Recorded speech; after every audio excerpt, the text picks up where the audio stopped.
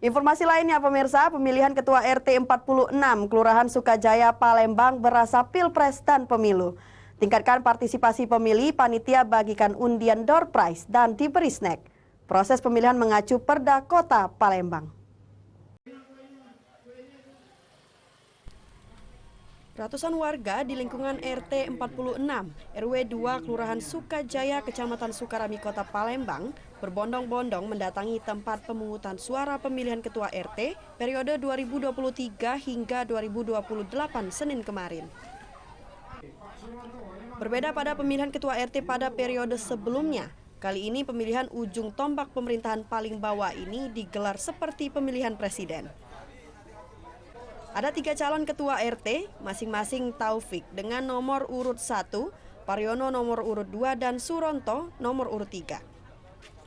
Setelah semua warga yang berhak memilih selesai menggunakan hak suaranya, kemudian panitia pelaksana melakukan penghitungan surat suara.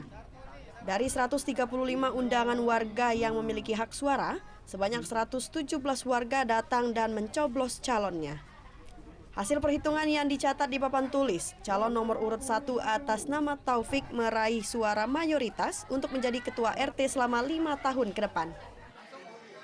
Ini kegiatan pemilihan ketua RT 46 di Kelurahan Sukajaya. Ada berapa calon?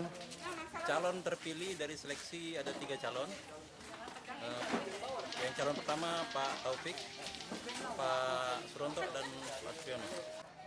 Staf Seksi Pemerintahan Kelurahan Sukajaya, Muhammad Sobirin menyatakan pemilihan Ketua RT 46 ini bisa menjadi contoh untuk menghadapi Pilpres dan Pemilu tahun 2024 mendatang.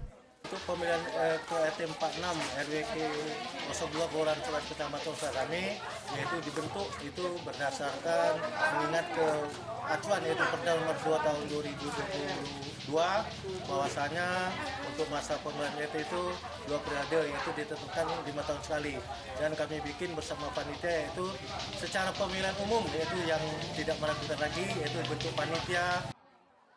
Agar animo warga semakin tinggi untuk mendatangi TPS, panitia membagikan kupon door prize untuk diundi usai penghitungan suara dan pada waktu pencoblosan. Dari Palembang, Bambang Irawan, iNews melaporkan.